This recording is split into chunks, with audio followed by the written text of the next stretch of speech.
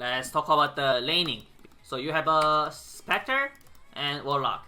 This is a really good combination because Warlock can sustain the Spectre and then he can abuse the HP the most compared to other carry with the dispersion spell. So this is really good sustain plus CSing lane. However, the opponent, this hero, is very good versus sustain lane, because when opponent try to aim the sustain, all this guy does is basically like he has like 100 damage to just outlast it everything. So like this pick is basically counter these two. And before you enter the lane, the one that always you have to look at is look at your lineup versus opponent heroes. If opponent has wave push potential, it's 80% or 90% almost always better to block this big camp, because they have a higher chance to abuse this. And then they can abuse this to pull here and to pull lane back, shit like that. So you gotta ask this guy to block this, or just buy yourself ward and then block the big camp. That's the first thing, gonna block this big camp.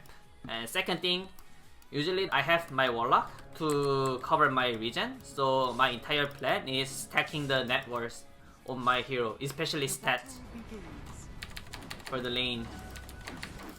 I need to stack my stats to CS versus this guy. So that should be the simple plan. And then also I wanna talk about the item build. Usually the magic stick is not so great versus the pillar, because like imagine you're playing the pillar versus Spectre and you have a Jakiro. Pretty sure like this pillar is gonna get the level 1 the aura, and then he wants to stack his damage, but for some reason he got the Firestorm. I don't know why, but maybe because of the Ring of the Basi they want to abuse this. So just think about it. If he get this, then your stick can be useless. And let's enter the laning phase. My first point is here, like this. It happened naturally, but usually when you play the carry or whatever, pulling the 3 melee into the range, this is not a good habit. The reason why is if this thing happen, the follow-up's gonna be like these two guys gonna deny this, and then they're gonna pull this creep instantly all the way back. The lane equilibrium gonna be here, right? And then like also you guys, in order for you guys to keep these 3 creeps near the tower, you guys also have to burn their regen. And then this Jakiro's gonna like hit you with the 3 creeps with the nuke. So usually like what happens is like if the melee creeps play like this, usually off lane favor, because this guy's gonna pull lane back, and then this Jakiro's gonna push this lane into you guys, and then you guys gonna lose the instant creep wave. So try not to do this. It's not good stuff. And then yeah, look at this. Even if the Jakiro doesn't push, yeah, like Jakiro should stand here and hit you guys, but look at this. You guys are like burning regen. But compared to this guy like doesn't lose any regen, because this guy just pull lane all the way down here, and then you guys have to hold lane here. And then if these guys are smarter, he can like literally like pull lane to the range and then get the free 1 range deny. And then my next point is, so there's a reason why you guys should block this camp when you guys cannot outpush the opponent heroes like this. So what's gonna happen here is, look at this. This guy just pulling this. And then honestly, you guys are very lucky that the camp is burned. This is the considered weak camp. But if this is some tomato, the bear or the troll, like you guys are gonna lost a lot of the creep, like at least 1 or 2. Because like bear and then troll can clear the 1 wave, full wave. Next stuff is this stuff. This is a very good by fan. Like when you have this kind of creep advantage, you want to like abuse creep wave and then to harass this guy together. Yeah, this is like a very great habit. Also like when opponent got pulling like this, it's very important like your support or even yourself should come over here to kill this creep wave fast. And then you have to bring this creep into back. Usually what's gonna happen is like when opponent pull like this, they're gonna split. The one support's gonna try to stand here, and then offlaner, what this guy wants is he wants to get this creep and then hold the creep in front of the tower. So like what Spectre doing here is very great. And then this guy's job is killing this creep fast. Why? So like this guy push this lane back, and then he has to kill this creep fast so he can get this creep into here. Yeah. So now like because he couldn't like pull this creep into here, Now this creep wave going into them again. Now they get the creep control in front of their tower. This is very bad for the carry. And now because this happened, like at this point, this Warlock should ignore everything happening here and then just go here to pull the small camp. Otherwise, if he doesn't do this, like this lane's gonna be sit here, and then we are gonna see some very bad result. And I'm gonna show you guys. Yeah, so look at the CS, 10-2, and then 9-1. And I'm gonna make it fast.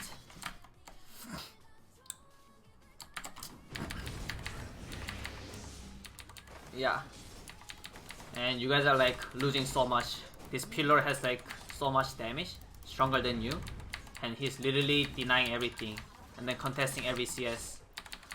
And this is some side topic. There's a reason why Dire safe lane is harder than the Radient safe lane. Basically because of the big camp pulling. It's harder for this guy, the Dire, to abuse this camp. Because the distance between the camp to the lane is way too farther compared to Radient here. So like here, this Warlock, he tried to like pull this. But honestly, this should never happen because this guy is gonna sit here and then just hit this. But conceptually, both of you guys should understand that I have to pull this lane back by pulling this or pulling this. And then once your support try to pull, the carry's position has to be here to boxing this guy out. You have to give up the CS. The reason why you have to give up this CS is because of the mistake that you made. You have to suck it up. This is the cost. You have to pay this cost, you know, because you guys made the mistake. And then if you guys success pulling this, then losing this 1 or 2 CS doesn't matter. Because you can get all the CS back from here. And now look at this. And I'm gonna make it faster. And finally, you guys got the lane control here. And look at this, look at the CS. You only got 2 CS within the 2 minutes. And then this pillar got like 10 deny and then 10 CS. This is why. Usually, the carry wants their lane to be here. And then offlane wants to be here. And if some shit happen to be here, like 2 of you guys' job is somehow get the pull to pull lane back here. I'm gonna talk about the phase 2. So once you guys get the creep equilibrium, now the job split it. Job of the support is not letting opponent to pull this camp. That's the support job. Then what's the carry's job? Carry's job is make it equal the lane power. Like if opponent push, you have to push equally. If opponent is not pulling back, you also have to focus deny. Yeah, so like look at this. Now they have a triple wave here. It means you have to nuke. You have to push this wave out. Why? If you don't push this, they're gonna stack the wave. They're gonna push this wave into your tower. And then what's gonna happen is this offlaners gonna boxing your support out. And then these supports can literally pull this. That's why it's not good to get the like double wave under the tower. Based on that, like when opponent has like more creep like this, you have to nuke to clear the wave fast. Also you can get a good trade. And now like opponent has a triple wave. Usually there are 2 waves to clear this wave fast. First is nuking, and then second is getting the creep aggro under the tower. Tower is gonna kill the creep fast. So just think about it, you always have a 2-way. Yeah. And then I don't know why this Shakira is not pulling, but look at this. Like this, you guys cannot contest them the pulling because you guys have more creep. This Underworld is gonna sit here. Warlock come here, he's gonna go here and boxing him out.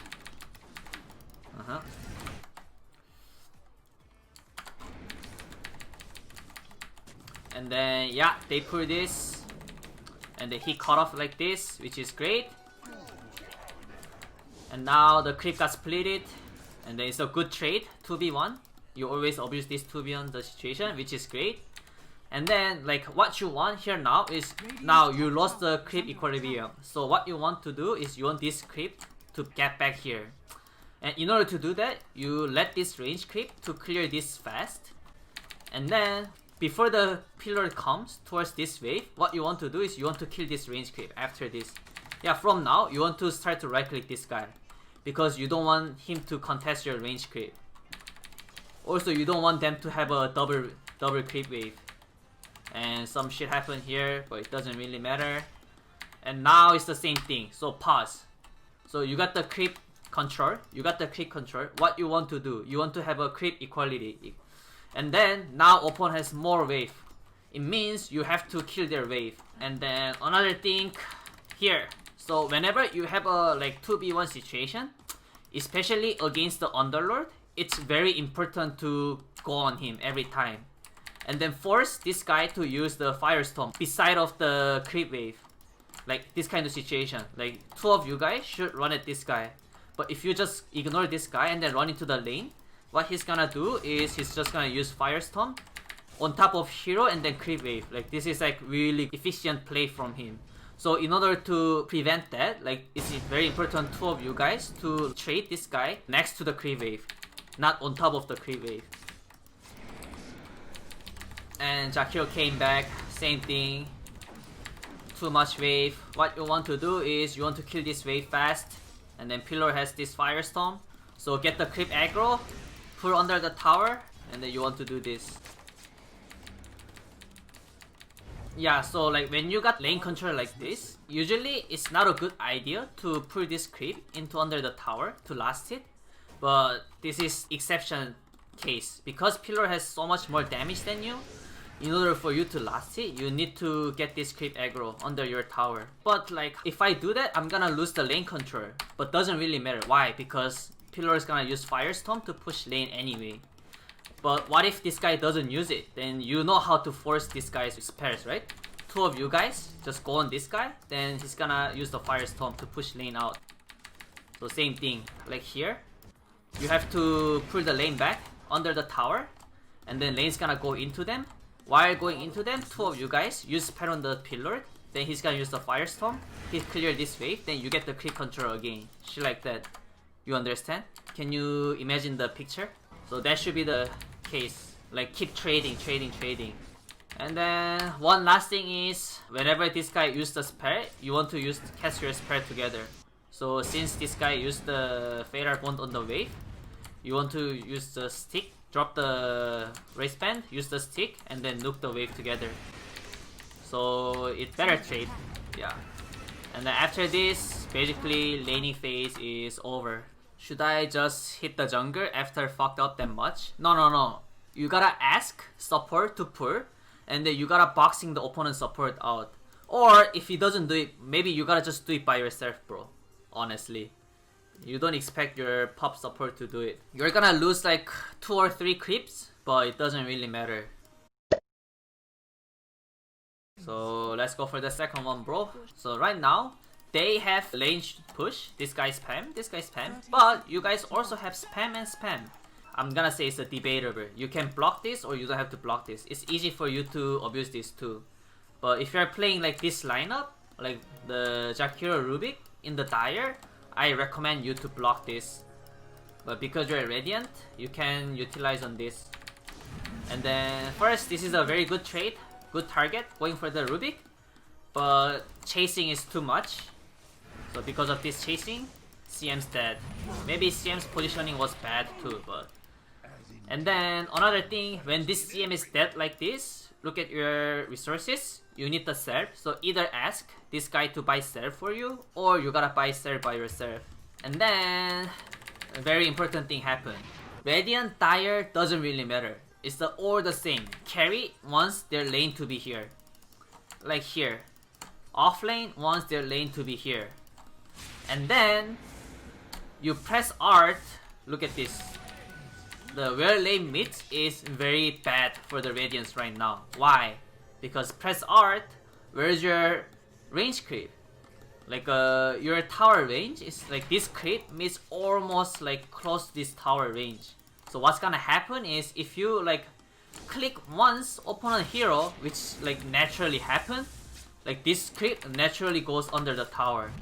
And then this shit happen. And then you're gonna instantly lose the creep control.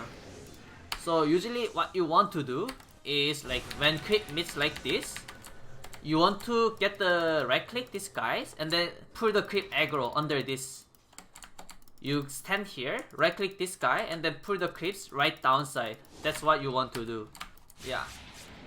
You only want to push out lane when creeps are spawned. But like first wave, creep doesn't spawn until the 1 minute. So first wave you don't want to push out too fast. And then because they are noob, this Jakiro made the biggest mistake. He basically nuke this wave. And then try to help you guys killing this wave fast. Look at this.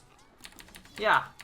Now you guys can deny this creep, and you guys can get the lane control again. But imagine, what if this Jakiro doesn't nuke?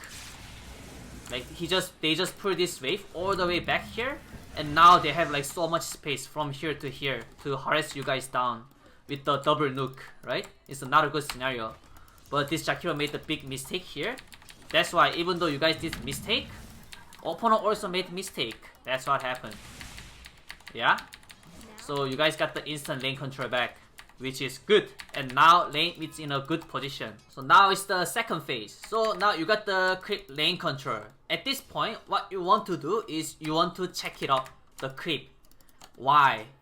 Because you need to know what camps these are. Based on the camps, it decides how you want to play the lane. Let's say if this camp is the 5, the small shit, then you don't want to single pull this. All you want to do is you want to stack this, right? And then like if this camp is not a troll and then bear, it's the same thing. All you want to do is you want to stack and pulling. You don't want to single pull. So basically now it's a weak camp and then strong camp. When you pull this, you only have to pull the 2 or 3 camp, or you stack it. So basically you want to stack these 2. It means you don't want to push this lane too fast. When you pull, you want to kill the creep wave. These are fucking weak camp, so you have to stack this. It means you don't want to push a lane too fast. You want to push a lane after you stack the wave. Yeah, and now, so you pushed out this, and then you didn't check the camp, and I'm gonna show you what's gonna happen. And 2v2 scenario, look at this. You almost level 2, you almost level 2. What you want to do is, you should tell your CM, yo, kill this and we go, kill this and we go. And then, now you got level 2, you should instantly go on this guy.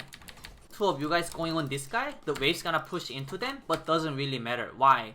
Because I'm Radient, I can stack this, and then I can pull in the same time. And see, here, you go on this Ruby, you kill this, and then, because you missed this timing, so now what's gonna happen here, I'm gonna show you. Here, so he single pull this, but because this camp is very weak, what's gonna happen is, you cannot get anything out of this, because you have to deal with this wave, right? And then, only 1 milli creeps are dead, and then these 2 guys gonna share everything here. And then why are you dealing with this wave here? Look at this. Pause. So there's a big camp. Basically opponent shares 70% of the XP, and then you only got the 30% of it. So this is what happened. That's why it's very important to stack the big camp. Like this pulling is favor for them, but you have to do it to get the lane control back. So you see what I'm talking about. So in order to prevent this happen, like here, you should have a plan about when I get level 2, I'm gonna abuse my level instantly. Go on this guy right now. Use your nuke. Oh fuck, you don't have mana. But at least ask this guy to go on this guy together. Push out this wave into them. And then 155. This pulling is very important to get it off. This, you should boxing this Rubik alone, and then this guy should pull this off to get a better trade. And then this is how you win the economically. And then now you got lane control back, and now you see this is a bear camp, which is a good camp. Then what's your plan? Simple. Now you get the creep lane control here, wait for them to come here, and then whenever they come like this, just fucking go on them together. Use your spare together. Here, use your nuke and then fucking hit them together. They are getting hit by the under the creep, and you have more creeps. Same thing, like here. The next Nova, look at this, they're stacked. Nova, nuke, push out lane. Trade better. And then you don't have to care about the creep control. Yes. Yeah, exactly. You push out lane, and it doesn't really matter. Why? Because you have a big camp, which is he's gonna pull. Never mind, he missed, but he's supposed to pull.